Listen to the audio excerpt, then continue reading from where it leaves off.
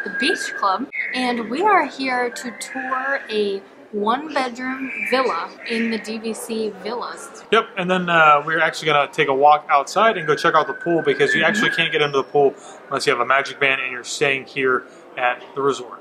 The room we are touring is actually a room of some of our viewers, and we are very thankful that they invited us to come over and take a look at their room, because we've actually never been in any room at this resort ever. Nope. We have come here before to eat dinner. We've been in the lobby multiple times. We've been outside, but we haven't actually been inside the pool or inside a room, so this is a new experience for us.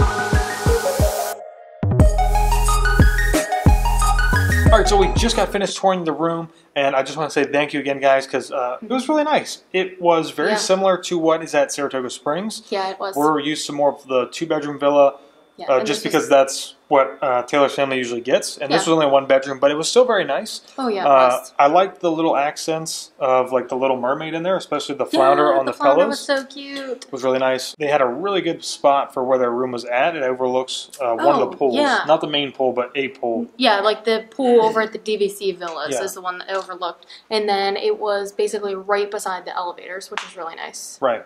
And then I think the other thing that I really liked was that the main pool is just massive. Like if you're looking to It's stay someplace huge. and you're looking to get the most out of like the pool area, you're probably going to stay here and hang out. This is where I would stay. Yep. The pool's huge. It's got like multiple different areas. It has a lazy river, basically. Yeah, it has a lazy river.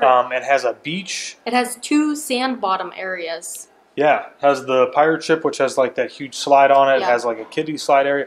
I mean, it's phenomenal. We couldn't get any video from the pirate ship, but No, just just because of from a its distance. location. But it was still really nice. I would highly recommend. Like this is the place to be if you're looking to not really spend a lot of time in the parks.